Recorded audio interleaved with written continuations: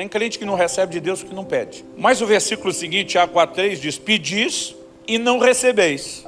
Mas peraí, um não recebe porque não pede, mas o outro pede e não recebe. Nesse segundo caso, Tiago diz: pedis e não recebeis porque pedis mal. A primeira coisa que eu quero destacar essa noite é que o coração com que ofertamos, contribuímos, doamos, presenteamos, né? O coração com que ofertamos faz toda a diferença. Você pode repetir isso? Diga: o coração com que ofertamos faz toda a diferença. Então, quando entendemos essa verdade, eu creio que esse é um ponto de partida. Aliás, na palavra que eu mencionei, que compartilhamos em dezembro do ano passado, está disponível no canal do YouTube da Pastor de São Paulo, uma questão de honra, nós falamos disso. Ontem, falando sobre as primícias, falamos disso, né? Porque é que Deus aceitou, né, ou se agradou de Abel e da sua oferta, mas não de Caim e da sua oferta. Tudo aponta na direção do coração. Aliás, quando eu falo aqui do coração, algo que eu quero destacar dentro do que estamos ensinando, é que nossa missão aqui esses dias é te ajudar a entender a importância de fazer a coisa certa, do jeito certo. Nossa intenção é promover um seminário desse, né? Eu digo nossa intenção, porque eu venho não apenas como convidado, mas parceiro mesmo da igreja, é te ajudar a fazer a coisa certa do jeito certo.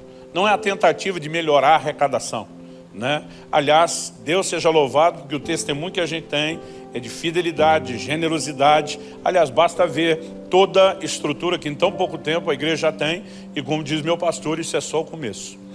A ideia é ajudar a promover o entendimento de que nós temos que fazer a coisa certa do jeito certo. Então deixa eu explicar um pouquinho isso, para você entender como é importante a questão do coração. Tiago 4,2 diz: nada tendes porque não pedis. Tem crente que não recebe de Deus porque não pede.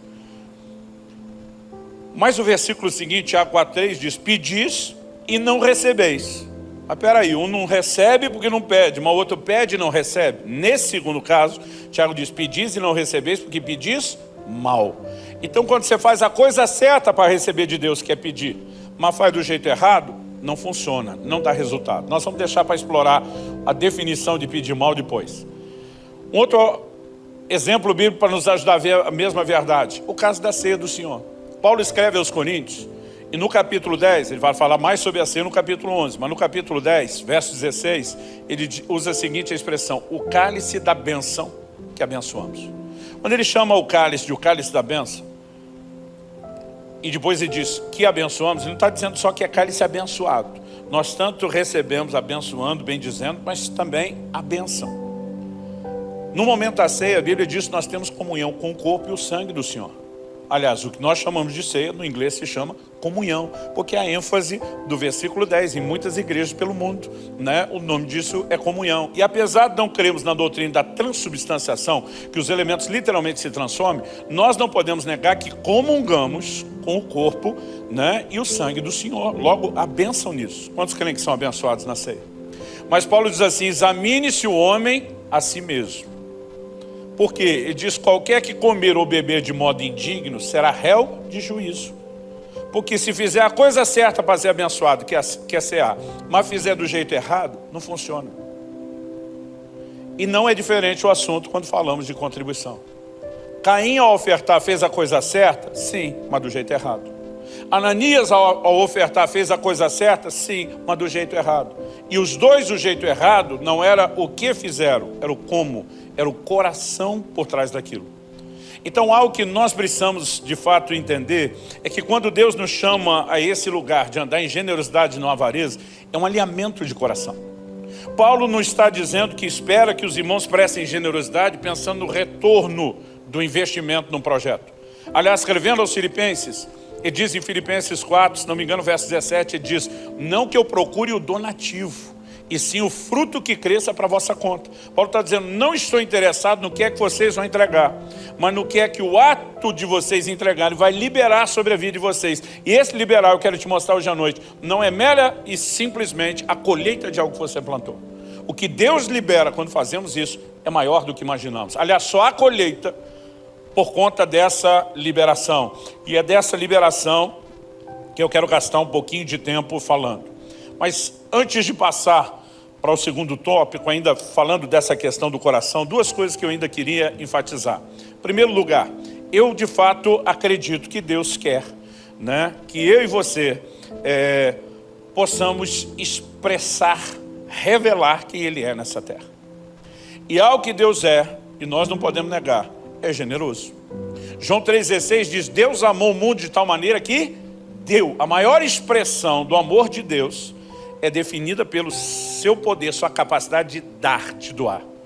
Tiago 1,5 diz, se algum de vocês tem falta de sabedoria, peça a Deus que a todos, não alguns, não a maioria, a todos, dá liberalmente. Deus é liberal. Outras traduções dizem que Ele dá generosamente. Deus é generoso. Nós sabemos disso. Agora, Efésios 5,1 diz que nós devemos ser imitadores de Deus como filhos amados.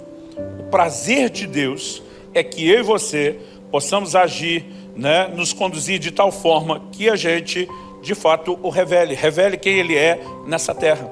A palavra de Deus diz em 1 João 3,16, nisso conhecemos o amor, que Cristo deu a sua vida por nós, portanto também nós devemos dar nossa vida pelos irmãos. A Bíblia não está só dizendo Cristo deu sua vida e a gente só usufrui. A Bíblia diz, e nós também temos que dar a nossa vida pelos nossos irmãos. Ele segue e diz, portanto, ele não está falando de necessariamente morrermos na cruz, mas ele diz no 17, ora, se alguém possui recursos desse mundo e vê seu irmão passar necessidade, mas fecha o coração para essa pessoa, que tudo começa no coração, como pode permanecer nele o amor de Deus? Filhinhos, não amemos de palavra, nem da boca para fora, mas de fato e de verdade. Todo pai tem prazer quando percebe que inspirou de alguma forma seus filhos, né, a quererem reproduzir o que eles veem nele. Ainda que sejamos versões limitadas, imperfeitas. Eu lembro quando meu filho Israel tinha mais ou menos uns 14 anos de idade, ele falou uma das coisas mais gostosas, mais gratificantes que eu como pai já ouvi em toda a minha vida.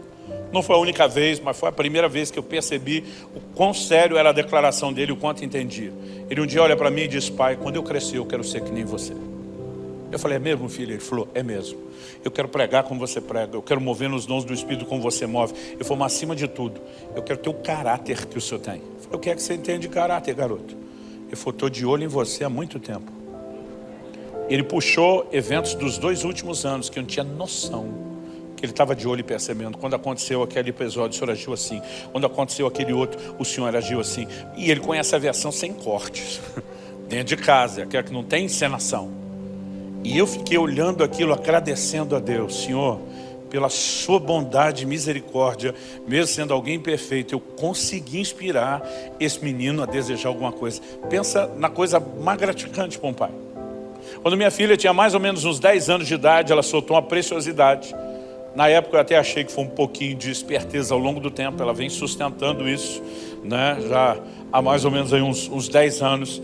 Eu lembro que nós voltamos num casamento e o assunto, a conversa no carro era casamento. Ela me fez uma pergunta, papai, por que que o pai entra com a noiva para entregá-la para o noivo? Eu falei, ó, filha, quem inventou isso? Não sei, mas vou dizer por que que a gente repete, sustenta o padrão. Comecei a apresentar princípios bíblicos. No meio dessa conversa do casamento, ela falou assim, já até sei o tipo de marido que eu quero. Pensa no pai ciumento, pelo menos na época. Aí acendeu aquele vulcão, né, para entrar em erupção.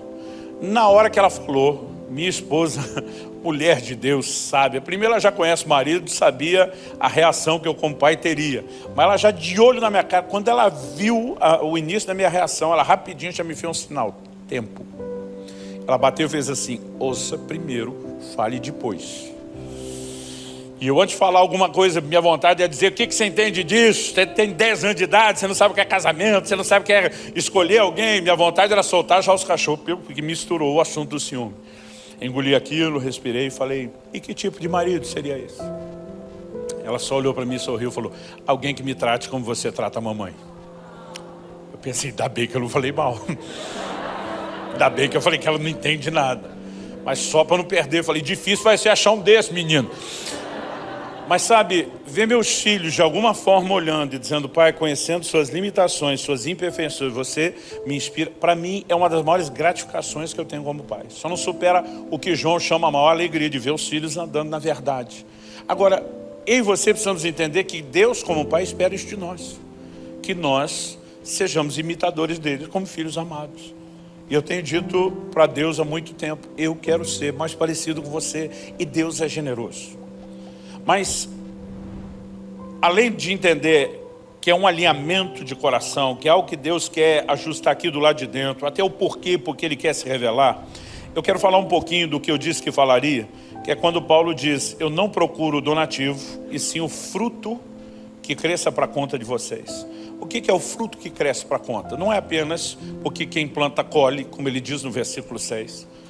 Não é apenas porque existe bênção financeira, material, e não se limita a isso, obviamente, mas também não exclui essa área quando damos. A segunda coisa que eu quero construir com você, olhando as Escrituras, é que a nossa atitude, ela determina a revelação de Deus que nós temos. Você pode repetir isso comigo? Diga, minha atitude determina a revelação de Deus que eu tenho. O que eu quero dizer com isso? Nós precisamos compreender que muito daquilo que Deus vai mostrar para mim e para você a respeito de quem Ele é, está atrelado à atitude que nós temos diante dEle. Então deixa eu dar um exemplo. Eu gosto de dizer que quando criança, eu sou daquele time, daquele grupo de pessoas que teve um pai só. Ultimamente eu brinco, isso aqui está mudando, daqui a pouco vai virar testemunho, né? É coisa rara, mas tive um pai só. Mas esse um pai só, às vezes tinha um comportamento tão distinto. Não é que ele sofria de bipolaridade, nada disso. Mas às vezes chegava em casa e encontrava a versão sorridente, contente, feliz de papai. Às vezes chegava em casa e encontrava a versão austera, severa, brava, ou como a gente dizia no interior de São Paulo, onde me criei, braba, né? do papai. Eu, por exemplo, nunca apanhei por tirar nota boa na escola. Se chegasse com um boletim de boas notas, versão sorridente do papai. Mas quando algum vizinho fazia uso do disco e denúncia, para comunicar algum delito leve que eu, ou meus irmãos, ou eu e meus irmãos havíamos praticado, aí a gente ia descobrir a versão brava do papai. Porque muitas vezes aquela mudança de comportamento era apenas provocado pelas nossas ações e atitudes. Um dia eu estou andando no corredor da igreja, vejo dois irmãos no que parece ser um embate teológico. Eu sempre confesso para todo mundo, eu gosto de colher as pérolas de sabedoria no meio do povo. Um parecia estar advogando a bondade de Deus, outro a severidade de Deus. Eu estou passando, já andando devagar, querendo pegar o máximo que eu posso daquela conversa. Um deles falou, pastor, já que o senhor está aqui por perto, não pode ajudar a gente? Eu falei, o que é? Ele falou, nós estamos numa discussão, ajuda a gente aqui. Deus é bom ou é severo? Aí eu falei, olha, eu tenho duas respostas para dar. Número 1, ele não é um ou outro, ele é os dois. Me olharam como assim? Falei, Romanos 11:22 fala da bondade de Deus e da severidade de Deus. Não existe um Deus que é só bondoso, não existe um Deus que é só severo. Ele é tanto um quanto o outro. Aí eles falam, mas se o senhor já respondeu que ele é os dois na primeira resposta, qual é a segunda que o senhor tem? Eu falei, a segunda depende. Como assim depende? Eu falei, qual dos dois você vai descobrir que ele depende de você. O mesmo texto, Romanos 11:22, diz, para com os que caíram, para com os que creram, manifestou bondade. Para com os que caíram, severidade. Então, dependendo da sua conduta, você vai ter a revelação de Deus, do mesmo jeito que eu, quando criança, tinha do meu pai em casa. E quando você olha ao longo das Escrituras, eu não quero me estender demais, não quero ser exaustivo, mas eu quero que você me acompanhe no Salmo 18, versos 25 e 26. E eu quero te mostrar mais uma declaração que nos mostra isso, de que a revelação de Deus está condicionada à nossa atitude. Verso 25 e 26 de Salmo 18 dizem, para com quem é fiel, fiel te mostras. A NVI traduziu esse texto, né? Te revelas fiel, porque se mostrar é se revelar. O texto continua e diz, com o íntegro, também íntegro. Com o puro, puro te mostras. E com o perverso, inflexível. Para quem é fiel, Deus se mostra o quê? Fiel. Para quem é íntegro, Deus se mostra íntegro. E para quem é puro, Deus se revela puro. Ele não se revela puro por fiel. Ele não se revela fiel por íntegro. Ele não se revela íntegro por puro. Por fiel, reciprocidade. Ele se revela fiel. Por íntegro, reciprocidade. Ele revela integridade. Para o puro, reciprocidade. Ele revela pureza. Se você segue essa linha de pensamento bíblico, desde a bondade que estamos falando aqui, para com o generoso, Deus vai se revelar o quê? Generoso, reciprocidade. Uma atitude de generosidade te leva a uma revelação da generosidade de Deus. Já vou dar mais base bíblica para isso. Mas O texto não diz que para com o perverso Deus se mostra perverso, porque não há perversidade em Deus. Então para o perverso Deus olha, Deus não fala desse jeito, só meu jeito de falar, e diz: para você é cabeção, não tenho nada para te mostrar. Eu simplesmente sou inflexível, não me inclino e não te mostro nada. Agora, se você segue essa linha de pensamento, para com avarento, Deus não se mostra avarento, porque não há avareza em Deus. Mas vai dizer para você, mão de vaca, eu não tenho nada para revelar.